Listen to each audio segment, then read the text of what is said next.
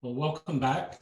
Um, what I'll what I'll do to start is just see if there are any questions or reactions thus far to um, this introduction to the science of hope. Um, See if there's any clarifying comments or reflections that we need to have. So you can certainly unmute yourself or type it into the chat function if you prefer.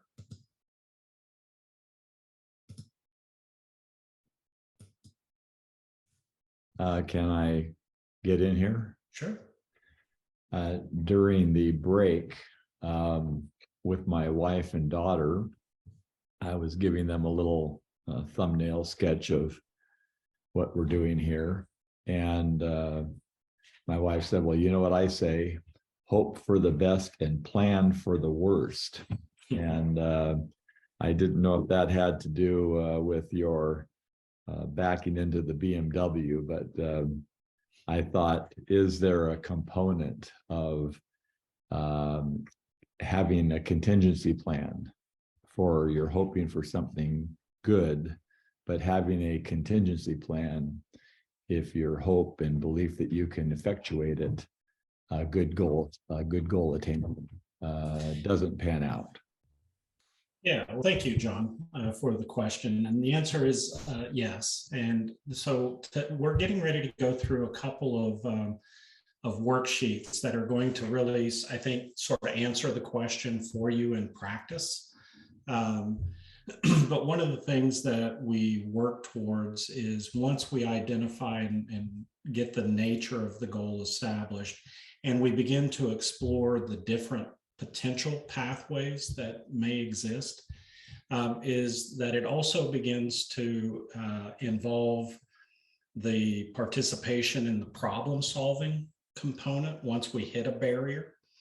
And the idea of nurturing hope is that we can either engage in problem solving strategies to overcome those barriers, number one, or number two, find alternative pathways to those goals, or number three, potentially engage in a re-goaling type of scenario. So I do believe it does incorporate that hope for the best, plan for the worst type of scenario you described. So thank you. Oh, this is Donna. Can I make a comment? Of course. I was very pleased to see the focus on the concept of energy. When that word willpower first went up there, I thought willpower has such a negative connotation. And lots of times people will say, well, they just don't have the willpower. And I thought they don't have the energy, and the energy for the positive will. And I just really think this is an excellent concept, the importance of energy. Thank you. Yeah, thank you for that comment. One of the things that we work hard when we have, especially the deeper levels or components of training, is to really make sure, and I really appreciate you bringing this up, because oftentimes we think about willpower really from a framework like where there's a will, there's a way. Which, if you have lots of access to pathways to your goals, can be, maybe an appropriate statement. But, when our pathways are significantly blocked and we're experiencing tremendous adversity, or maybe our access to those pathways are greatly limited, where there's a will, there's a way can actually turn out to be a fairly damning statement. And people oftentimes will hear that in the context of, I think, as you were indicating, if you just want it bad enough, you could get it. And we're not saying that at all. I do not advocate that willpower is something that can definitely be robbed of us, and it can also be nurtured. And one of the questions that I think we have to reflect on is that day in and day out, we might be able to nurture hope, but that doesn't mean that hope is always elevated. That's just not the way life works for us. And I'm just like everybody else. I mean, there are some days where I just don't have one more thing to give. I just can't take on one more thing. Or I've been hitting barriers so often that my energy level for it is just depleted. So thank you for pointing that out. But I very much agree with your assessment.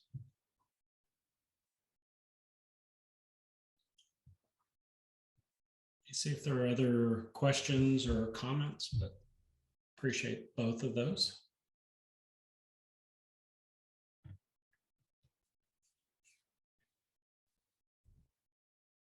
Okay, well, we're going to go ahead and transition. I'm going to, in just a few moments, I'm going to create some breakout rooms. And we're actually going to practice or engage in some interactive activities of processes that we've developed to nurture and restore hope. These processes we found work for both children and adults. But I'm going to engage in a way of sharing with you the process where I'm just going to ask you to lean in to the process, okay? Because there are going to be a couple of worksheets. Now, at the end of the day, what I'm also going to advocate is I don't think worksheets are the best way to do this work, but I need you to see the process of hope-centered goal setting and the pathways development. So let's say that Ryan and I are going to work together, excuse me, and that Ryan Murray and I are going to participate in a hope nurturing activity. And the example that I typically use is July 1 of this year, I learned that I have reached what we call the magical rule of 90 at the University of Oklahoma. And what that means is I'm now fully eligible for retirement at the University of Oklahoma. And if Ryan were to ask me what my goals are upon retirement, one of my goals is to be financially secure when I retire. So here's my question for you all to reflect on, is that when you hear that goal that I want to be financially secure, do you hear achievement or do you hear avoidance? And remember, the nature of the goals that we set are the cornerstone of everything that we do around hope. And what I'm arguing is that traditionally, when we ask somebody or we have a conversation about somebody's goals, whether it's a child or an adult or a family, that we typically will use one or two sentences. I want to be financially secure. And what we've learned in this process is we need a lot more information before we can begin to develop pathway strategies to achieve the goal. Because if Ryan comes back and even asks me simply, why is that goal important for you? One of the things that I would share is that, neither of my parents were financially secure. I've contributed over the last few years, gladly. But it's created a lot of adversity and stress in my family. And I really don't want that for my children. So now you hear this goal of I want to be financially secure through the lens of avoidance. Now, if I'm thinking avoidance, but you hear achievement, as you begin to develop those pathways, we're not going to be on the same page. So what we have to do is engage in this hope-centered goal setting process. So first of all, what I will tell you is that in the chat function, I have uploaded a fillable form of a hope-centered goal setting worksheet. So first thing I'm going to do is ask you to make sure that you have access to that. And I will upload it again just to make sure. There it is. So you might just download that, save it to your desktop, because you can use this during your hope-centered goal setting exercise that you're going to do in the breakout rooms. Okay, Brett doesn't see it in the chat.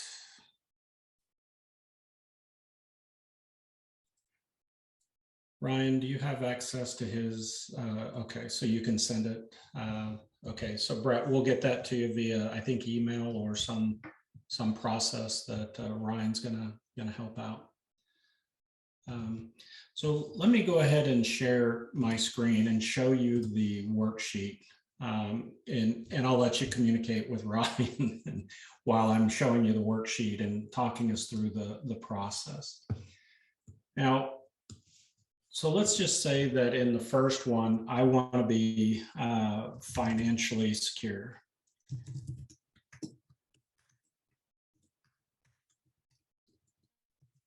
So that my goal is to be financially secure when I retire. Now, the power of this particular worksheet is this middle sort of table that you see. And now what I want to share with you is that this worksheet is intended to be a conversation guide. It is not intended for anybody to fill out by themselves or on their own. It is intended to help us learn the process of hope-centered goal setting, to where eventually, when we hear a future expectation or a goal statement, we know to engage in a guided conversation to explore the nature of this goal at a deeper level. So let's say that Ryan and I are working together. So the first thing he's going to do is talk to me about the difference between achievement and avoidance. And then we're going to just process in conversation which one, or is it both, for me with regards to my goal. Now, please keep in mind that not hitting the BMW is a good goal. So if somebody has an avoidant goal, we're not trying to change it, at least to start. So we start exactly where they are. The next question Ryan's going to talk to me about is, how difficult is it going to be for me to pursue and achieve this goal? Is it low difficulty, moderate, or high? And then next, we're going to have a conversation about whether or not this is a stretch goal or a mastery goal. So let me distinguish these two types of goals for us. A stretch goal is a goal that I'm going to set that is potentially just out of my reach. That is, I don't necessarily have all the skills. I may not have all the resources. I may need to develop new relationships in order to pursue and attain the goal. So a stretch goal is a goal that I set where there is some opportunity for failure.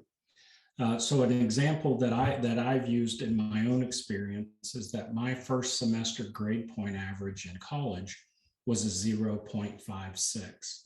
What that means is I failed every class but one. And so when I came back to college, because I was kicked out of college, and took a psychology class, I knew that that is exactly what I wanted to do. And in order to become a professor, I had to go to graduate school, which means that I had to have a 3.0 grade point average. So with a starting point of a 0.56 to a 3.0, that is a stretch goal for me. A mastery goal is a goal that I set that I have everything that I need. I've mastered every component that is needed to pursue and attain that goal. So for instance, if my goal is to get a Diet Coke before the end of the day, I have a couple of dollars. There's quite a few 7-Eleven or other quick shops around that I can find to get that goal. So it's not stretching me at all. Time to completion, short-term versus long-term. Degree of change involved. How much is my life going to change when I achieve this goal? Or how much am I going to have to change in order to pursue this goal? Now, think about this for a moment. getting a Diet Coke at the end of the day isn't going to change my life a whole lot. So we just need to sort of explore the nature of that. Support networks. This is who is on your team. Who are the people in your life that you can rely on to work with you in pursuing this goal. Potential detractors can be people, it can be the environment, it can be resources, or it can be you. And then finally, beneficiaries. When you achieve this goal, who's going to benefit? Is it just you that's going to benefit, or will other people also benefit when you achieve that goal? And then finally, when you're finished with that, what I'd like for you to do is to just rate with the goal that you discuss, how successful you think you're going to be in pursuing this goal. Just your estimate based upon this 6-point scale of how successful you think you're going to be. So we're going to put you into pretty small breakout rooms so that you have an opportunity for engagement. And so give me just a moment to set that up.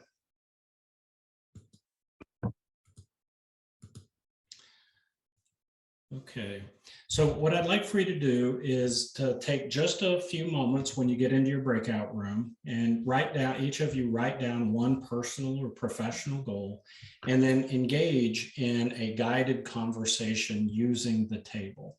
Now, first and foremost, I totally recognize this could be very vulnerable for you. So I'll defer to you on whether or not you pick sort of an easy, silly goal or one that is deeply personal.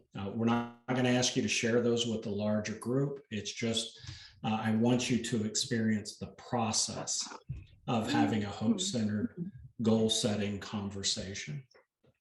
Now, there are three rules when you're in your breakout room.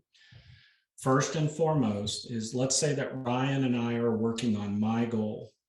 It's my perspective of the goal, not Ryan's. Okay, so I may think that it's a mastery goal, and Ryan could sit there and say, yeah, I know you, buddy. This is a stretch goal for you. It's my perspective. Okay. The second rule is there's no wrong answer. So it may be that it's both achievement and avoidance. It may be both short-term and long-term. And then finally, the final rule is that while you're in your breakout rooms, I'm not asking you to solve the goal. I'm not asking you to talk about how you're going to achieve it. That'll come next. So what I'd like for you to do, take just a moment, write down one or more personal professional goals, and then in your group, engage in this hope-centered goal-setting discussion.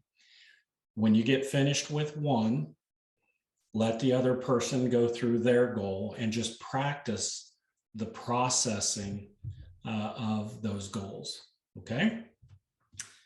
So I'm going to, there should be 3 to 4 people in each group. And so we will do this. And then, by the way, I'll bring this back when the time is up. So I'll send you a message when there's about 2 or 3 minutes left so you can wrap up.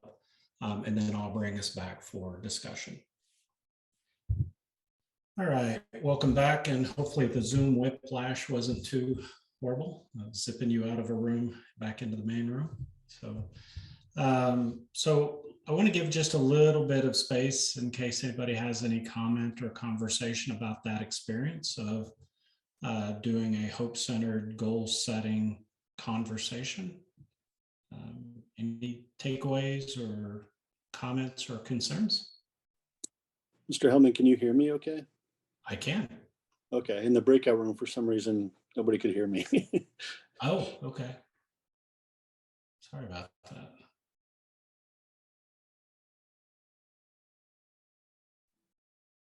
I just want to say I was very surprised when I took a goal that I just created and we went through the process, how very motivating that was. It feels achievable. So it worked for me. Well, it seemed to. It was very interesting to go through that thought process throughout and realize that, I could do this. So Yeah. Well, thank you, Daisy. That's, I mean, that is the common conversation. I think at this point I've trained a little over 10,000 people in this framework, and that is the common response, is just the opportunity to process the goal. For instance, when I say that I want to be financially secure, I'm pretty sure I know what that means until I go through this process. And then suddenly I realize I hadn't really thought through. But you're absolutely right. It is a motivational, because that goal clarity generates sort of energy that this is possible.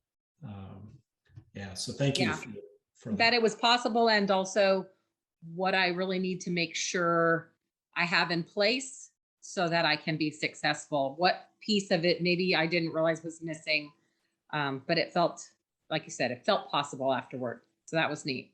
Very nice. Thank you. Thank you very much for sharing your experience. Any other comments or reactions? Yes, so it was real interesting that we had some that were really concrete goals that you can achieve, and some goals that would actually go on for a lifetime.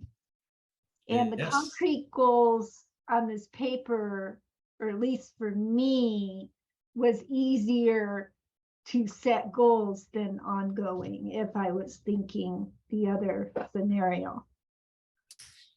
Yeah, we've actually published some research that has really looked at more short-term specific goals versus sort of long-term vague goals. And what we have found is that the short-term specific goals, number one, become more achievable.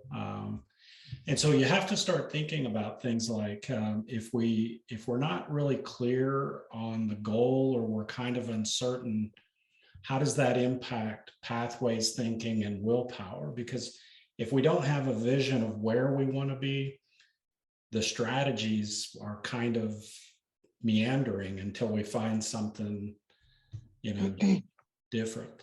So for instance, we had to organize my house, the material I'm learning, I want to utilize it, and to participate in aerobics this winter. So it was really hard on goal 2, the material I'm learning, I want to utilize it. Like time to completion, we all came up with ongoing because we didn't know what else to put. Yeah, that's all right.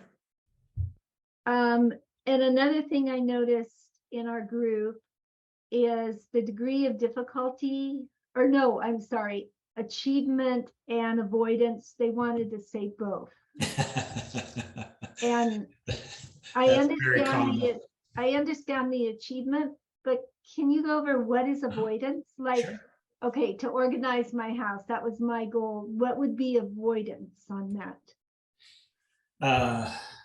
To organize my house so that it doesn't appear messy every time somebody comes over. Okay, that's avoidance. Well, you want to clean your house so that other people don't see it as messy. Oh, okay. Yeah. So that's kind of taking your goal and putting a little twist on it. But let's think about, for instance, when the pandemic first hit and we transitioned to remote, we closed the courts, we did all of these things to avoid exposing people to the virus. And what we found in our research is that not all the time, not in every scenario, but in many cases, an avoidant framework is coming from fear, uncertainty, or it tends to be based upon some negative possibility. And so while it's okay to start there, we don't want to stay there. And so, you know, the idea that it is perceived as both achievement and avoid, like for instance, during the pandemic, I got, probably like a lot of people, I got sick of staying in my house. I mean, my house got really small during the pandemic. And so I started, you know, I decided that I was going to start exercising. And for me, it was both an achievement and avoidant, but it became both a short-term and long-term.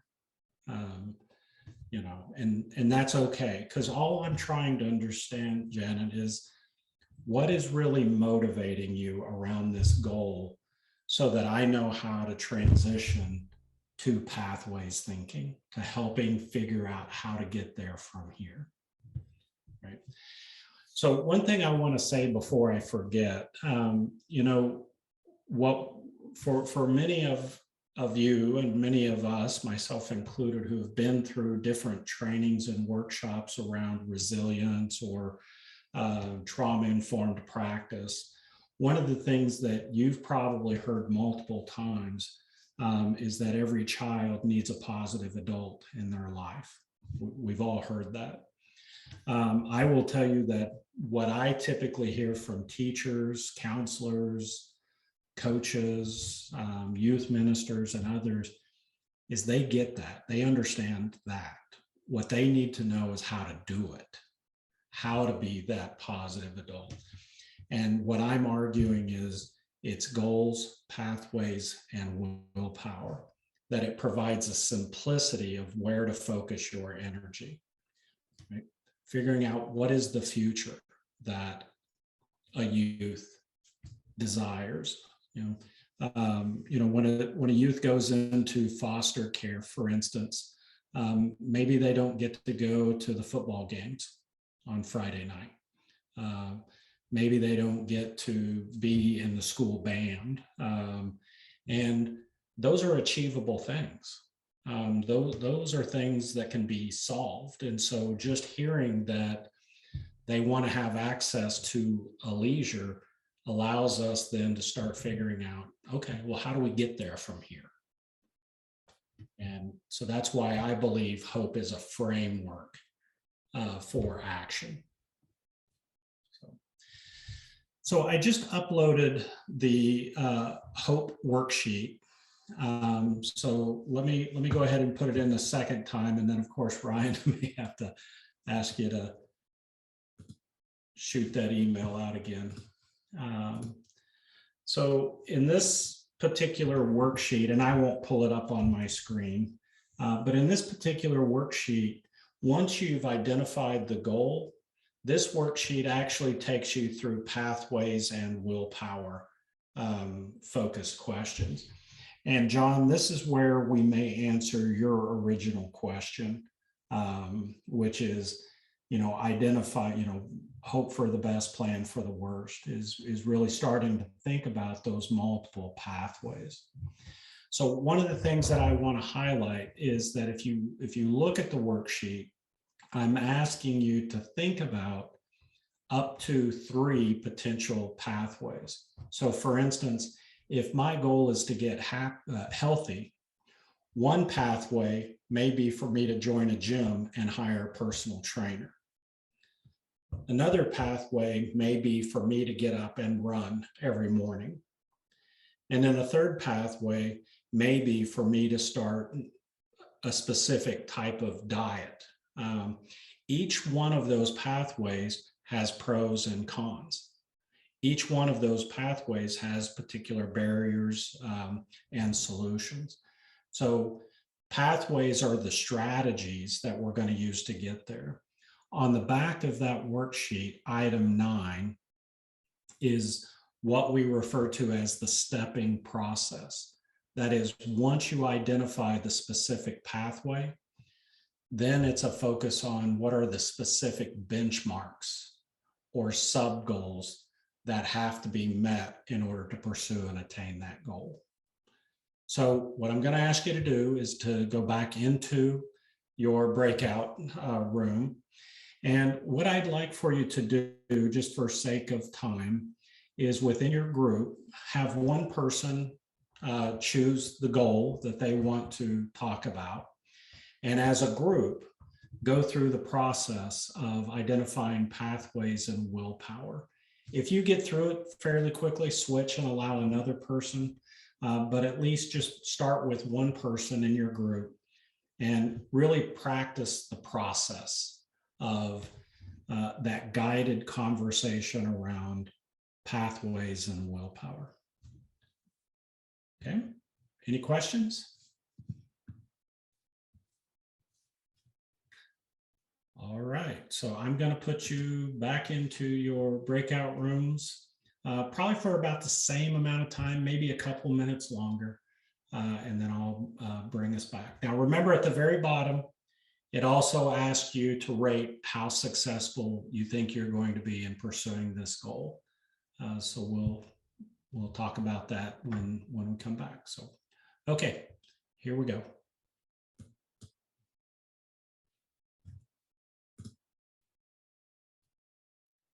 All right, welcome back. Once again, whiplash by Zoom, back to the main room. So we're in the final 15 minutes, but I just thought I'd start by seeing if there were any reactions or reflections with that part of the hope-centered conversation.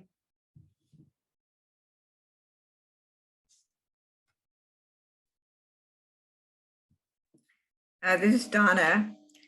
Well, I have to say that I think I had two very qualified people who were helping me process my my goals, but it is really extremely helpful to sit down, especially with a worksheet that has specific wording on it, to get me to get myself to really focus and look at things and look at different pieces of things and break it down into steps. And that it's a goal that I just had identified pretty much this past weekend, and I feel like this really helped me progress a lot to know, okay, what do I do next, and what are the areas that are particularly troublesome, and which are things that look like they're going to be okay. That makes sense? Yeah, it does. It absolutely does. Yeah, thank you. Thank you for sharing that, Donna. And really, you know, one of the things that I want to leave you with is this idea, and we'll keep talking, but, you know, just sort of the final really kind of nugget in this whole thing is that hope is a social gift. We know that hope happens in relationships. It does not happen in isolation. It happens in the relationships that we're able to form. And that's why the worksheets themselves, for me, were designed to be conversation guides, not something you do by yourself. And my ultimate challenge to you is to really think about how do you engage in a guided, natural conversation around goal setting and pathways development, because that's how we nurture hope in that process. So thank you for sharing that, Donna. Any other comments or reflections? This is John. My chat room partner had a goal related to being a child advocate, and when it got to the importance of the goal and achieving it, that it was very important for the children involved that she achieved that goal. And then we had the discussion, and it's also important for you and your fulfillment of the job and the satisfaction you get out of the job and doing the job well. And that in formulating the strategy of hope that we try to impart upon the children and the caregivers and so forth, that there's also the hope for ourselves that is integrated with that. And they're kind of totally connected. Absolutely connected. So, I'm a big fan of Brene Brown, obviously, and one of the things, that I've stolen from, from her perspective is the basic idea of you can't give what you don't have. And so the first thing that we do in all of our trainings is take each individual through the process of nurturing your own hope through this guided process, because when you can begin to see it in your own experience, it's so much easier to translate that in. So thank you for that, John. And I see that, Janet, the difference between pathways and benchmarks. Pathways are the different strategies that I might use, different ways of getting there from here. For instance, if a child's goal is to get money for the weekend, one goal might be for them to, do something that's pretty dysfunctional at getting access to money. But there are other pathways, so it may be that my goal is or my pathway is to go, potentially break into cars and get stuff that I can sell. But another one may be that I go mow a neighbor's yard. That's a different pathway. Both are pathways. But it allows us to start talking then about the benchmarks of how you're going to get there from here. And, as we begin to have those conversations, we can also talk about potential barriers, so that we learn that less dysfunctional goals may have fewer barriers, or not, but ultimately each person will choose and make a decision on those pathways with the information provided. So that's kind of a distinction, not a really good example, I think, but nevertheless,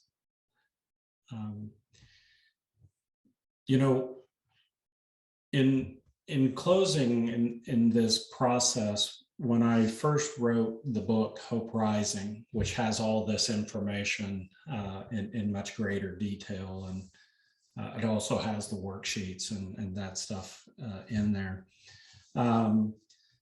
One of the things that happened after the book was published was that, people started reaching out to me about, doing Hope and being excited about doing this process. And I became kind of concerned that hope is such a simple concept. And it's based upon these three simple ideas of goals, pathways, willpower. And one of the things that really worried me was that people would forget to do goals, pathways, and willpower, in this excitement to do hope. And we have to remember the difference between wishing and hoping. And that hope is not just the power of positive thinking. It's about taking action to pursue those goals that we have. So, first of all, I just want to, say, Ryan, I appreciate the opportunity to talk to your organization, your advocates. Thank each of you for taking the time out of your schedule to spend 4 hours with me today.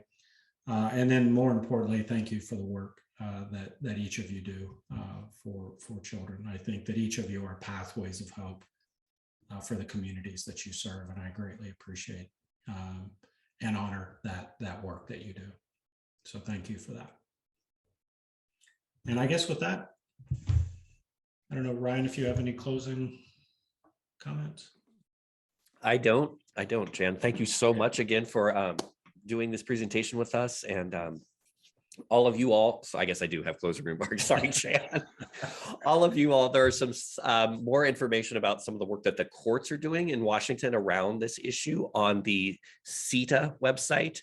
So if you just go to, if you just type in Google, I don't know, I'll try to do that before I leave here, but there's all kinds of information about resources that Chan has presented, some of the work that we've been doing, especially in Spokane, around this idea. There's some recordings on there as well. So if this is something that is interesting to you, feel free to reach out to me and I can provide those resources for you. Or again, just go to the court's website or just type in CETA Hope, and I'm sure something will pop up for you that's relevant. And that is the Court Improvement Training Academy, CITA is the acronym. So. Okay, well, thank you all very much, and have a pleasant week. Happy Halloween. Thank you.